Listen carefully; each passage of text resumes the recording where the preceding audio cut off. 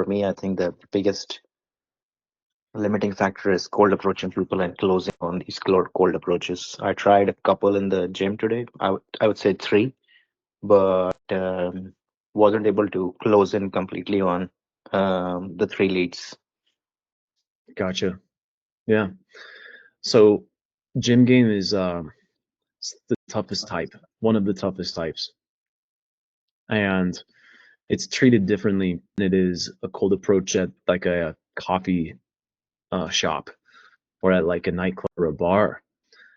The reason being is because you're going to see this person again more than likely, where like most cold approach situations, you're not going to see this person again, which is good to your benefit because that way you can just be more direct, you can be more straight to the point, and you can kind of like blow it and fuck it up and embarrass yourself, or just even sometimes go in and just purposefully troll women the way that I do.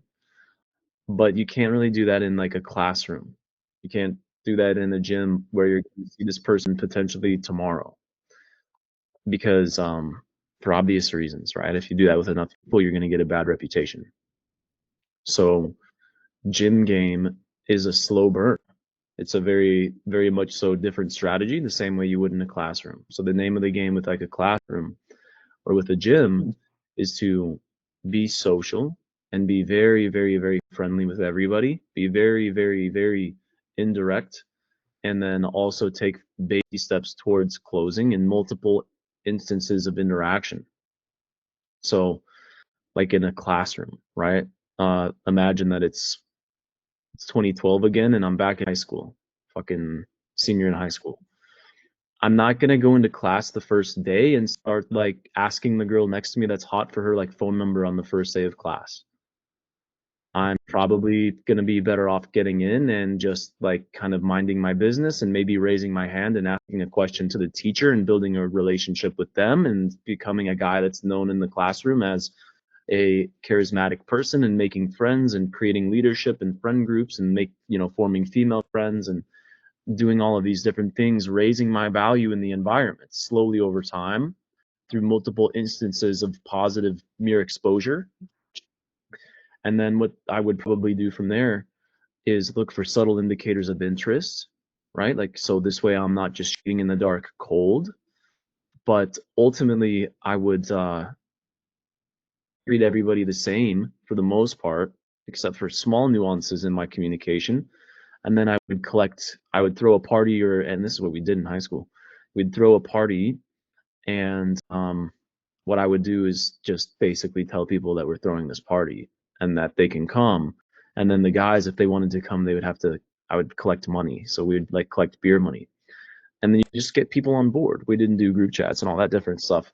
But then it was once I got them out of the classroom, right? Then once they're out of the gym, once you've extracted them from the environment from which you're meeting them, now they're in your world, right? Now the game is kind of changed. And so this is where things can become a lot more interesting, right? We're not in the classroom anymore. We're at the house party and we're playing beer pong. And now is my opportunity to tell her to, stop showing her fucking tits because it's distracting my shot. Get your big tits out of here, like face the other way. Right? Like I can't say that in the classroom unless I want to get expelled. And it's similar in the gym. So I put out a training in the gym. Have you seen that video? No, not for the gym. Okay. So I went on a little bit of a tangent about the gym because you brought up the gym, but what about other environments besides that?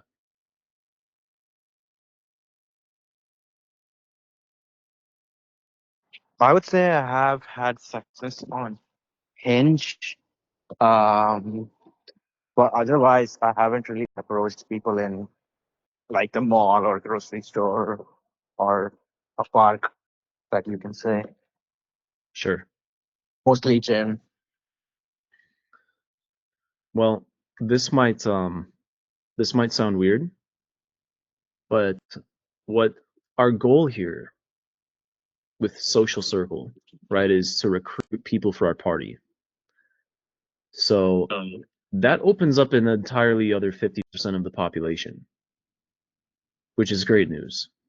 So when we talk about approaching and socializing and everything, this group doesn't have to be hyper focused on one gender, it's both.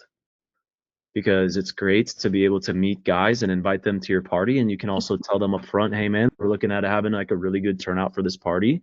We're really looking at a 2-to-1 girl to guy ratio, just so you know. Are you able to make that happen? Or is that a little bit of a stretch for you?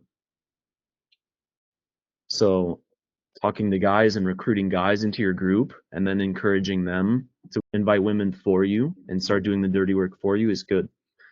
So I want to make that distinction clear, that when you're opening people, right, opening is just something that you do throughout your day, separate from like approaching, you know what I mean? Like when I think of approaching, I'm thinking about going out of my way. When I'm thinking about opening, it's something that I do along my way. So along my way, I'm opening always. And if a guy seems cool, start there, right? Like you can fill up your group chat with guys because your guys will put girls into the group chat for your parties. So, yeah, Hinge is a separate topic. It's kind of a separate subject a little bit.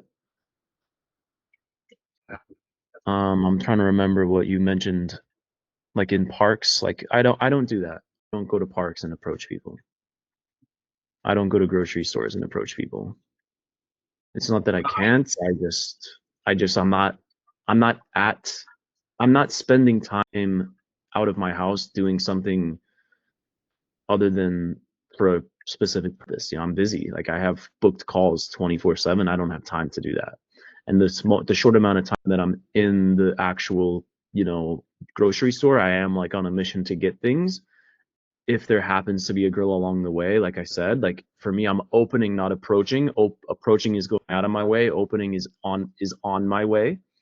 If there's a cute girl next to me or something like that, I'll be like, if she's on the same aisle, I'll be like, excuse me, do you know where the like, do you know where like the not green bananas are? Like these are all not ripe. Do they have ripe bananas here? Do you know? Like I'll say something like that. And depending on if she's receptive, I'll continue the conversation. But I mean, that happens like a couple times a year for me. Gotcha. I have some friends from work, I don't want to be like, I know if I ask them, they might come over, but sometimes I feel like I don't want to be inviting people from my work who are also like doctors, slightly older. Um, that's one thing I want to talk about. And the other thing is like I have other friends who are DJs, and I did invite one of my friends, and he said that he will check it out, bring some more friends. So, but what I wanted to tell you, even though we did this ad, um, some of my friends were still able to see it on Instagram. And since they asked, I said that I'm talking about the DJ friend. Since he asked, I said like, yeah, you should come by and bring a friend or two if you want to. Although I would have not wanted him to see that in the first place. Um, so I don't know how you would go about or go by that. Well, when the ad gets launched, it gets shown to the audience that we create. So Right, right. it's not posted anywhere publicly on your profile. But if they're within the demographic that we've selected, there is a chance Yeah, that they are in that pool of people. right. And especially if they're the type of people that we're targeting with our interests, then it's definitely going to be shown to them. So the Right. chances are they're seeing it because they're the target market for this. And therefore, if they're the target market, then what is the issue with them seeing it and then being interested in going? I'm not really like fully understanding what the problem is. Um, I just since this is my first mixer, I just wanna be able to like figure out what it's like by myself in the beginning before I bring other people who I know, and I don't want to disappoint them. Does that make sense? Yeah, of course. Because I have a reputation with these people I already know, and I would like it to remain optimal, or how it is. I would not want it to go down for if this first mixer I throw up is, not the hype that this friend would be expecting, Sure. Yeah, of course. right? So yeah, I get what you're saying. So that's all mindset, right? Like that's just all that's all a confidence and mindset category. So I mean, here's what I can tell you, man. Here's what I can tell you is that by selecting the correct venue, you've done 90% of the work. Because this place, what you're going to notice is that, yeah, you're inviting people and people are going to show up. But just the same way, we were just in Tampa Bay. Okay, we were in Tampa and we had 100 people in the group chat. And when we threw this party, when we got to the rooftop, it immediately started being super windy and it immediately started blowing cushions off of chairs. And then it started raining. And everybody got scattered. Everybody got dispersed. Some people were still underneath the bar trying to cover up. Some people were on the inside mingling in there. But because there was other people from the venue and because everybody got value from being inside of this massive group chat where it's almost like the party is the chat, like people were already like it's like the party already happens inside the group chat. No single person, the worst case scenario happened, the entire party got fucked by the elements. Nobody said a single bad thing. It's almost impossible for this to go wrong. Like I said, I've always said, like unless you like your pants fall down and like everybody sees your act. Because there's gonna be a bunch of people there that are just like cool guys and hot girls. Nobody really like cares as much as you think as far as like who's there and who's not there. They wouldn't be raising their hand with interest to go if they didn't want to go. And if they want to go, they're going to have fun because it's just a fun place. Like, there's going to be other people there. They're going to be in the group chat. The more people you can add into the group chat, the better. So like telling people that want to go and not letting them in the group chat is like worse because you want as many people in there as humanly possible. And it's pretty hard. Like I said, it's pretty hard to like mess this up because once you get there, I mean, at the end of the day, what have you promised or hyped up anyways? I mean, this is a party that's happening out of place and you're inviting people. Well, what more is there to expect? I mean, we had very high level individuals come to this party at the Edition. And like I said, I mean, it wasn't even like 15 minutes before it all got fucked up. But people still found a way to meet other people inside, and everybody's responsible for their own fun. Everybody's responsible for their own life. And so for anybody that has a qualm or wants to complain or thinks that this party isn't this or it's not that or you're not this or you're not that, then they're not a friend to you anyways. Makes sense. Because like how superficial can somebody really be if they get there and they're like, well, where's all the catering or where's all the free stuff? What more can you provide for me? Why isn't it the way that I want it to be? And therefore you're less than. Those type of people can just literally get fucked. Somebody that doesn't want to be a part of this movement and doesn't want to genuinely be a contribution to it doesn't make a difference anyways. Let them weed themselves out. Let them throw the next party then. If someone has something to say.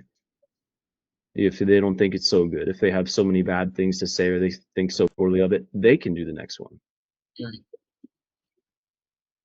Right? Because it takes leadership to do this. Right. And everybody's looking for a leader. That's what women are attracted to. And that's how, men form friendships and bonds is by collaboration.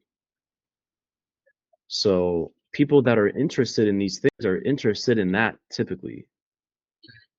Typically speaking, they see the value in what you're putting together.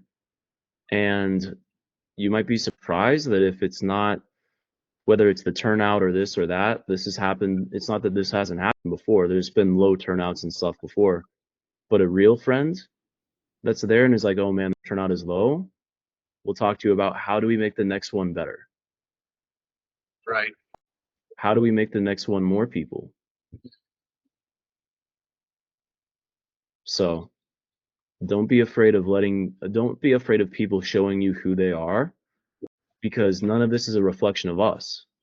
And this is a self-confidence piece where we can only be hurt by what we believe. Makes sense. If somebody says to you, Sam, your party is fucking stupid because of your blue ass hair, are you going to take offense to that? Probably not. And the reason being is because you're like, I don't have blue ass hair. My hair is black. So it can only affect us if we believe it. If you believe that you have blue hair and they say your party sucks because of your blue hair, then you're going to be insecure and you're going to go second guess yourself and change your appearance. Right. Right. So there's an element to that as well, where we need to become resilient and we need to act in the face of risk, because where there's risk, there's reward, right? That's what's making this work, is that we're differentiating ourselves, because the vast majority of guys are unwilling to step up and step out and step into a higher level version of themselves, put together an event or put together a party and potentially risk negative emotions, these sort of things, right? But this is how we develop and this is how we grow. Most guys aren't willing to do that. Right. So just take it on, like just take on the frame of growth that you can't lose here. There's only winning or learning, because if you do something wrong, that's better than doing nothing at all, because doing something wrong shows you what to do by teaching you what not to do, and you're still one step closer to your goals. When you do nothing, you stay the same. When you stay the same, you're dying. You're not living. Right. So don't worry about, If that's the case, like I know, I know other people at work who I know would be interested in the party, but and I know if I send them an invite, like if I send that invite to 10 people, I know 5 of them from work will show. But I'm just like still not sure if I should like mix in my work colleagues into this or not, because I don't know what to expect. So kind of like I know the group already has like 12, 15 people, and I can add others, but I'm just like not 100% sure what the dynamics would become like if I do that. Because some of these people are doctors, some of them are nurses, and other like fields of work like speech therapists, physical therapists, and they only know me from work, and they live in like my work is in a city called Rocky Mount, which is about like another 40 miles east of Raleigh. So it's a different dynamic compared to the people of Raleigh or downtown area. I don't know, like, should I just see through the first event and then ask these other people to come by, or should I like just let them be on board and come and see them and come and see the event and figure out if they want to do this again or not, or to be a part of my like social circle? Yeah, I mean, you should invite them, man, because if you're basing on whether you invite them next time off of your experience with this event here, then you need to make this event here as good as possible and give yourself the best odds, which means as many people as possible. Like that's the only lever that we're really pulling with these events. Like the events don't ever need to become more expensive. It's never about them becoming more well planned or more elaborate. This framework and this like formula has been tested. And what makes the difference is the volume of people specifically inside of the group chat. So it doesn't matter if they're doctors or lawyers or this ethnicity or that ethnicity. If they are human beings and they've been all sent the same invitation and they're all saying yes and they're all interested in the same thing, then they all have something in common. You see what I'm saying? Right. There is a commonality. It doesn't matter how diverse it is. The one commonality is that they want to come to this thing and they want to have fun and they want to meet people. That's why it's called a mixer. That's exactly what we're doing, is we're mixing people. So outside of the work environment, they're them. Outside of the DJ environment, they're them. That's the point of doing this. That's part of what makes this work, is that, like I was talking about earlier on, you see somebody over and over again at the gym, or you see somebody over and over again at work, and you make friends with them, but they're just your work friend.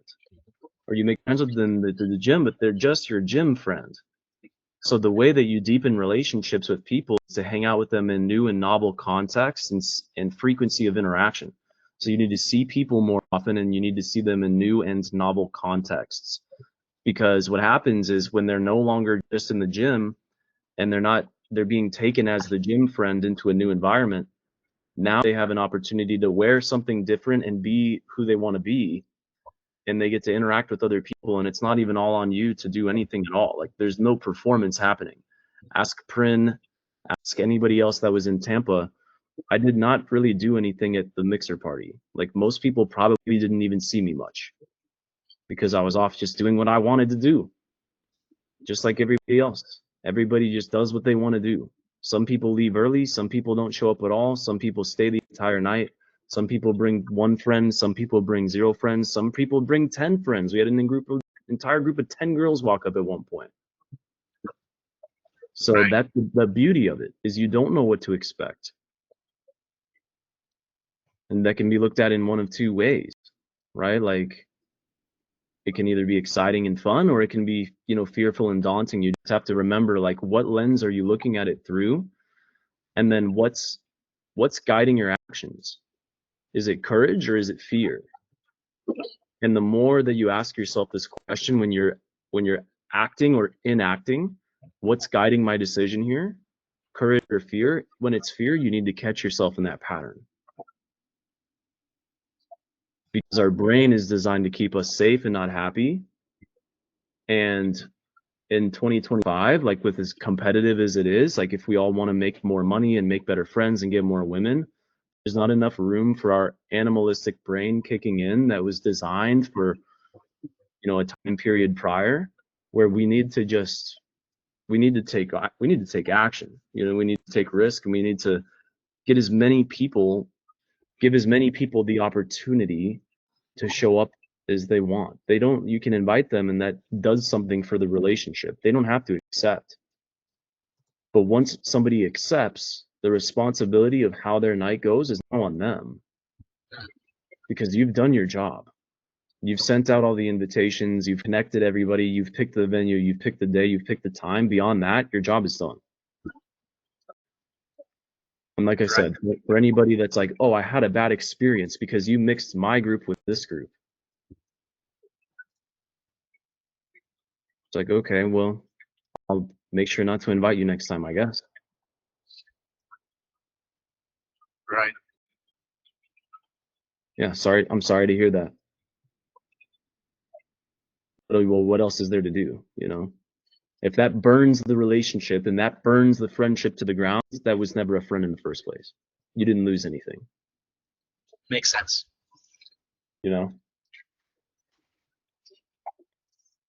But the best thing that you can do for yourself is have as many people come to this party as possible.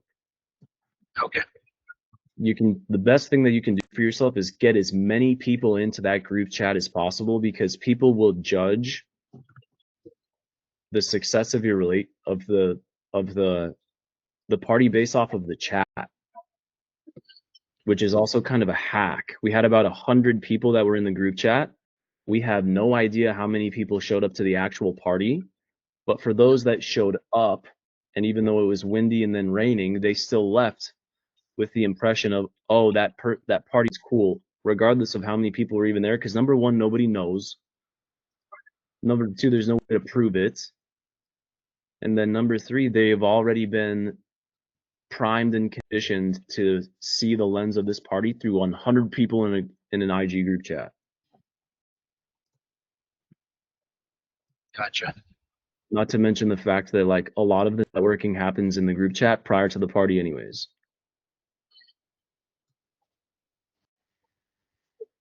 So just recognize that it doesn't matter what their background is, they're human beings. And more than likely they want to meet people because they want more opportunities themselves. Everybody does. Gotcha. I think you'll see a few more people in the group by tomorrow. Then. Yeah, blow it up, man. Blow it up, and then encourage people to bring a friend or two. And then I would also say, well, like, make sure maybe when guys are in the chat too, just like, hey man, on the side, like this is gonna be a great turnout. Like the group chat is solid, but we're trying, like, for the ones that you have a relationship with, or even the ones that you don't, we're gonna have a great turnout. We're looking for like a 2-to-1 ratio here. Is that something you can help out with, or do you think that might be a stretch? Like all you're basically saying is like, hey man, bring girls into this, like invite people. Because would that be a separate message, not a group message to the guy separately, right? no, yeah, no, that would be a direct message. That's like a combo that you're having on the side. I hear you. Yep. So the name of the game